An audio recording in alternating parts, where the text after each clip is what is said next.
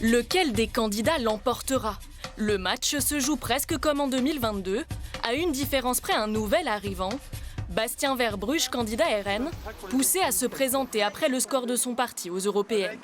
Originaire de Ronques, employé dans une chocolaterie, c'est la première fois qu'il tente les législatives. Tranquillité, quoi, pouvoir vivre tranquillement, sans stresser pour ses enfants. Au cœur des discussions sur la place du marché, pouvoir d'achat, immigration et surtout sécurité. Je suis connecté au réel parce que je travaille à côté, évidemment, je ne suis pas un professionnel de la politique. Mais en tout cas, j'y vais avec cœur et détermination. Et ce que veulent les gens, c'est simple, ils veulent le retour à la vie paisible. C'est ce que j'ai dit dans certains médias, c'est le retour à la vie paisible dans nos campagnes. Voilà, parce que c'est une ville, on le disait avant, Ronques, une ville à la campagne, notamment Lincel, Bousbecque, Alluin. Un nouvel arrivant sur des terres historiquement conquises par Gérald Darmanin depuis presque 2012. En réunion publique à Lincel, le ministre joue la carte de la proximité. Un renouvellement de candidature, mais surtout un engagement. Je suis là pour être leur député. Donc je quitterai le gouvernement pour m'occuper du territoire, de Tourcoing, de la vallée de la Lys.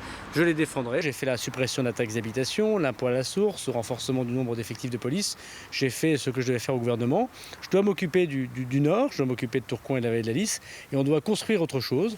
Face à lui, une sérieuse concurrente, Leslie Mortreux, candidate du nouveau Front populaire. On croit vraiment qu'il y a une possibilité de changement. Arrivée au second tour avec 42% des suffrages en 2022, aujourd'hui c'est le Rassemblement national qu'elle dit craindre.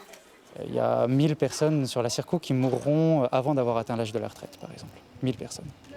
On n'imagine pas ça. Il y a des gens, voilà, ils sont binationaux. Avec l'arrivée du Front National au pouvoir, ils pourraient perdre une de leurs nationalités. Ça, c'est très, très, très concret, en fait. Pour Jérôme Garcia, toutes les méthodes sont bonnes pour rassembler des voix. Le candidat LR tente sa chance après sa défaite en 2022. Écrit avec mon cœur. Souveraineté nationale, pouvoir d'achat, mais aussi réindustrialisation sont au cœur du programme de cet ingénieur de formation.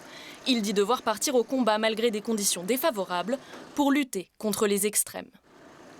Beaucoup de Français ne se reconnaissent dans aucun de ces trois blocs et veulent quelque chose qui soit à la fois un changement, des modifications dans le fonctionnement de ce pays, sans aller vers des choses trop radicales. Sont également candidats dans la 10e circonscription du Nord, Gustave Viguier des Places pour Reconquête, Marcelin Brazon de Résistons et Christophe Charlon pour Lutte ouvrière. Aux dernières européennes, le Rassemblement national avait remporté 35,49% des voix dans cette circonscription.